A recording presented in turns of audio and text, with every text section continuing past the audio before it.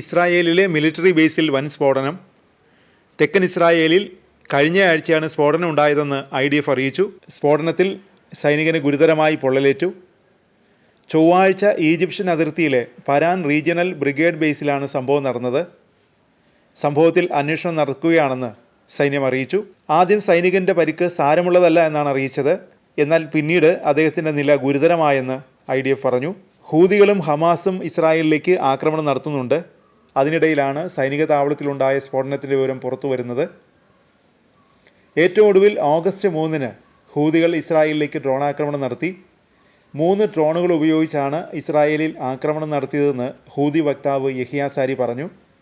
ഇവയിൽ 2 ഡ്രോണുകൾ ജാഫയിലെയും അഷ്കലോണിലെയും സൈനിക കേന്ദ്രങ്ങളിൽ ആക്രമണം നടത്തിയതായി ഹൂതി വക്താവ് അവകാശപ്പെട്ടു. ഡ്രോണുകളിലൊന്ന് ഹൈഫ തുറമുഖത്താണ് ആക്രമണം നടത്തിയതെന്നും യഹിയ സാരി അറിയിച്ചു.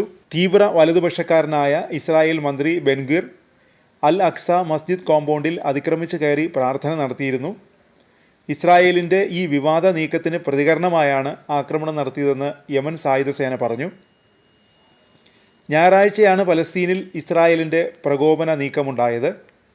അധിനിവേശ അൽ ഖുദ്സിലെ അൽ അക്സ പള്ളിയിലാണ് ഇസ്രായേലിൻ്റെ ദേശീയ സുരക്ഷാ മന്ത്രി ഇറ്റാമർ ബെൻഗുറും സംഘവും പ്രാർത്ഥിക്കാനെത്തിയത്. ജെറുസലേമിലെ ഈ ആരാധനാലയം തർക്കസ്ഥലമാണ്.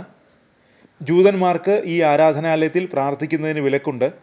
ഇവിടേക്കാണ് മന്ത്രിയുടെ നേതൃത്വത്തിൽ അതിക്രമിച്ച് കയറി പ്രാർത്ഥന നടത്തിയിരിക്കുന്നത്. ജൂതന്മാർ ദുഃഖാചരണ ദിനമായി ആചരിക്കുന്ന ടിഷ ബാവിലാണ് അൽ അക്സ പള്ളി കോമ്പൗണ്ടിൽ മന്ത്രിയുടെ നേതൃത്വത്തിൽ ജൂതന്മാർ ഒത്തുകൂടിയത്. ആരാധനാലയത്തിൽ വെച്ച് പ്രകോപനപരമായി മന്ത്രി സംസാരിക്കുകയും ചെയ്തു. ഗാസ കീഴടക്കാനും പലസ്തീനികളെ പ്രദേശം വിട്ടുപോകാൻ പ്രോത്സാഹനം നൽകാനും ബെൻഗുർ രാജ്യത്തോട് ആഹ്വാനം ചെയ്തു.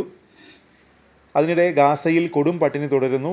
ജൂലൈ 27-ന് ശേഷം ഗസയിൽ പ്രവേശിച്ചത് 674 സഹായ ട്രക്കുകൾ മാത്രമാണ്. പ്രതിദിനം ശരാശരി 84 ട്രക്കുകൾ മാത്രമാണ് പ്രവേശിക്കുന്നത്. ഇത് ദിവസേന ആവശ്യമായ സഹായത്തിൻ്റെ 14% മാത്രമാണ്. UN വാഹനവ്യൂഹങ്ങളെ അയക്കുന്നത് എളുപ്പമാക്കുന്നതിന് കഴിഞ്ഞയാഴ്ച ഗസയിലെ ചില പ്രദേശങ്ങളിൽ നിന്ന് ഇസ്രായേൽ സൈന്യം പിന്മാറുന്നുവെന്ന് പ്രഖ്യാപിച്ചിരുന്നു. എന്നാൽ അതിനുശേഷവും മിക്ക പ്രദേശങ്ങളിലും ആക്രമണങ്ങളും കൊലപാതകങ്ങളും റിപ്പോർട്ട് ചെയ്യപ്പെട്ടിട്ടുണ്ട്. 8 ദിവസത്തിനുള്ളിൽ ഗസയിൽ പ്രവേശിച്ചത് 674 സഹായ ട്രക്കുകൾ മാത്രമാണ്. ഗസയിൽ മാനുഷിക ആവശ്യങ്ങൾ നിറവേറ്റാൻ ആവശ്യമായത് 4800 ട്രക്കുകളാണ്. ആവശ്യങ്ങളുടെ വെറും 14% മാത്രമാണ് ഇപ്പോൾ കടത്തിവിട്ടുകൊണ്ടിരിക്കുന്നത്.